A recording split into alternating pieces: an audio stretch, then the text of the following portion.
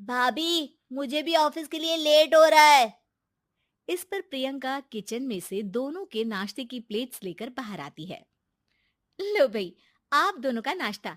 किसी को भी 1 मिनट का सब्र नहीं है।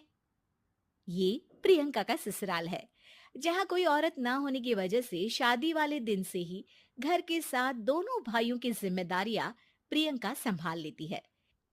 दोनों भाई शांति से नाश्ता कर रहे होते हैं कि अंकुश अपने भाई की प्लेट से पराठे का एक टुकड़ा उठा लेता है। आपको पता है ना, मैं खाना शेयर नहीं करता, फिर भी मेरी प्लेट में से खाना जरूरी है क्या? अरे हद हो गई है, मुझे नहीं खाना अब। अंकुर गुस्से में नाश्ता छोड़कर टेबल से उठ खड़ा होता है। अरे ये कैसा बिहेवियर है अंकुर। एक टुकड़ा ही तो है। एक हो या आधा, मुझे भूख लगी है तो ये सिर्फ मेरा ही है। उसे भी किसी के साथ शेयर करने बैठा तो भूखा नहीं रह जाऊंगा। अरे बाबा, ठीक है, अब इस पर भी लड़ाई। दूसरा बना देती हूँ, पर प्लीज ऐसे खाना बीच में छोड़कर मत जाओ। इससे अन्न का अपमान होता है। ओ प्लीज भाभी, ऐसी कोई चीज होती ही नहीं है। आपके पास पैसे हैं, खरीदो और खाओ। अगर नहीं खाया जाए तो फेंक दो। अरे दुनिया में सब यही करते हैं। अंकुर बैग उठाकर ऑफिस के लिए चला जाता है, जिसके पीछे उसका बड़ा भाई मायूस सा घर में खड़ा रह जाता है। जिसने बचपन से सोने की चम्मच में खाया हो, उसे दुनिया के बारे में क्या पता होगा। वैसे गलती तो हमारी ही है। अगर कभी बचपन में ही सही गलत का फर्क सिखाया होता तो आज ये हाल नहीं होते। आप फिक्र क्यों करते हैं जी?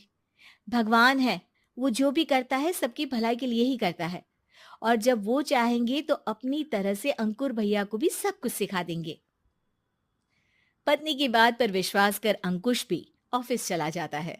सुबह से दोपहर होती है और अंकुर लंच करने ऑफिस के पास वाले रेस्टोरेंट में पहुंचता है, जहां वो एक साथ बहुत सारा खाना ऑर्डर कर देता है। सर, क्या कोई आपको ज्वाइन करने वाला है? नहीं तो क्यों? अब कुछ नहीं सर, ऐसे ही। वेटर चला जाता है और कुछ देर में अंकुर का ऑर्डर लेकर वापस आता है, जिस पर अंकुर सब डिशेस में से थोड़ा थोड़ा खाकर बाकी ऐसे ही छोड़कर बिल देकर चला जाता है। वाह भगवान, तेरी माया। कहीं कोई एक एक टुकड़े के लिए तरसता रहता है, और ये 5 लोगों का खाना ऑर्डर करके एक का भी पूरा नहीं खाते। पैसे वालों की माया।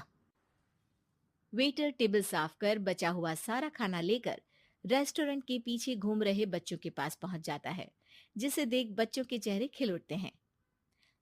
वाह, आज इतना सारा खाना आया। थैंक यू भैया। भगवान आपको खाने की फैक्ट्री बना दे।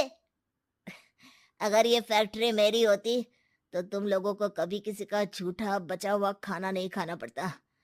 चलो तुम लोग खाओ, पर ध्यान रखो किसी को पता ना चले, नहीं तो मेरी नौकरी चली जाएगी। इसी के साथ दिन बीतता है और रात को दोनों भाई एक साथ घर पहुंचते हैं।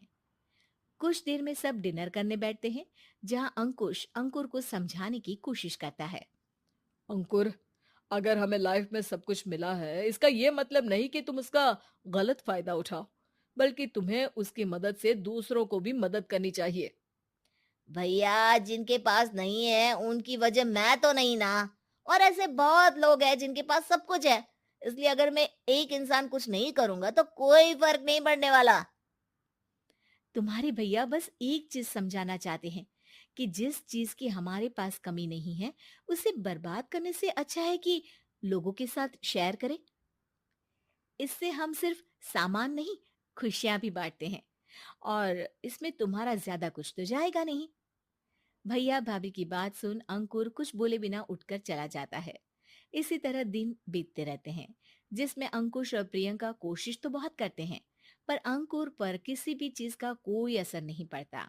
एक दोपहर अंकुर सैंडविच खाते हुए सड़क के किनारे चल रहा होता है। तभी उसकी नजर आइसक्रीम वाले पर पड़ती है, और वो सैंडविच सड़क किनारे फेंक आइसक्रीम खरीदने पहुंच जाता है। अब इसे कहते हैं जिंदगी का सुख।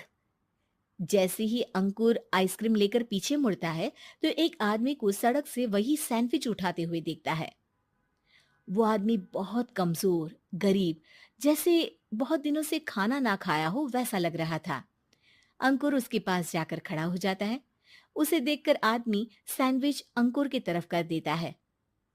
आपको भी खाना है क्या? क्या हम इसे आधा आधा कर ले? मुझे बहुत भूख लगी है। वो मेरा ही झूठा सैंडविच है। तुम दूसरा खरीद कर क्यों नहीं खा लेते? इसे क्यों खा रहे हो? अरे भैया, अगर खरीदने के पैसे होते तो 4 दिन से भूखा नहीं घूम रहा होता। हैं? क्या? तुमने 4 दिन से कुछ नहीं खाया? फिर भी इस आधे सैंडविच को मेरे साथ बांटने के लिए तैयार हो गए? क्यों? अरे भैया, पैसा नहीं है तो क्या हुआ? इंसानियत आज भी उतनी महंगी नहीं हुई, और ना ही उस पर अमीर गरीब का टैग लगा है जो हम उसे रख ना सके। पर अफसोस, आजकल लोगों के अंदर पोषण, खून या विटामिन से ज्यादा इंसानियत की कमी होने लगी है। आदमी की बातों से अंकुर को समझ में आ जाता है कि वो आज तक कितना गलत काम करता आ रहा था। इसके बाद से वो अपनी किसी के साथ शेयर नहीं करने और खाने को बर्बाद करने वाली आदत को छोड़ देता है।